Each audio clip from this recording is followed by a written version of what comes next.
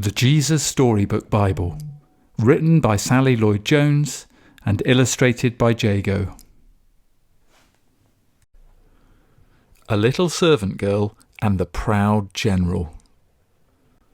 Naaman was a very important man in a very important army of a very important country.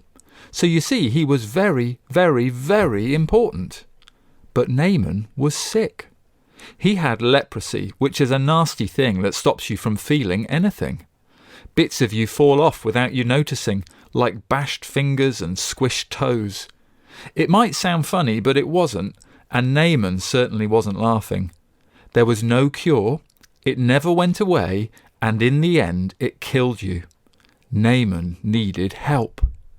Now there was a little slave girl who worked for Naaman, and she knew someone who could help him.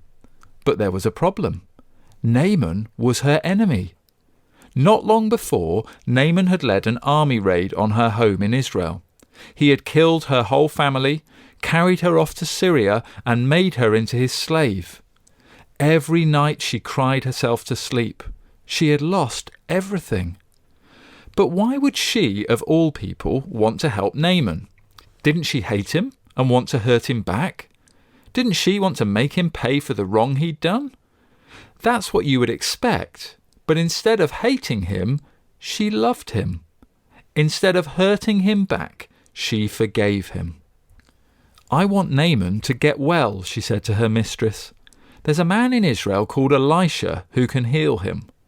"I'll go," said Naaman, loading up his wagons and putting on his flashing armour.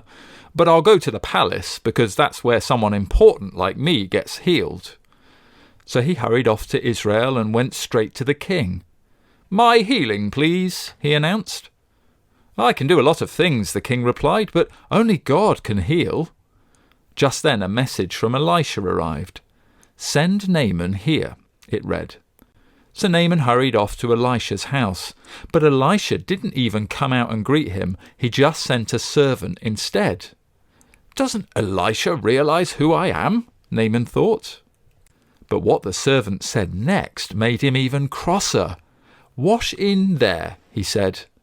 "Just wash," Naaman laughed, "in that slimy, stinky river?" He looked around to see if this was some kind of joke. It wasn't. Any person can wash in a river, he thought. I am Naaman. I am important. I should do something important so God will heal me. And he rode off in a rage. Of course, you and I both know that's not how God does things. All Naaman needed was nothing. It was the one thing Naaman didn't have. God knew that Naaman was even sicker on the inside than he was on the outside. Naaman was proud. He thought he didn't need God. His heart didn't work properly. It couldn't feel anything. You see, Naaman had leprosy of his heart. God was not only going to heal Naaman's skin, he was going to heal his pride. Naaman finally agreed to wash in the river, and instantly his skin became smooth like a baby. Naaman wanted to pay Elisha. "God healed you. You can't pay," Elisha said. "It's free." And so it was that a very sick man was healed, all because of a little servant girl who forgave him. God knew sin was like leprosy.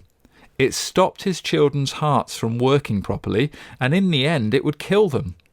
Years later, God was going to send another servant to forgive as she did, to forgive all of God's children and heal the terrible sickness in their hearts.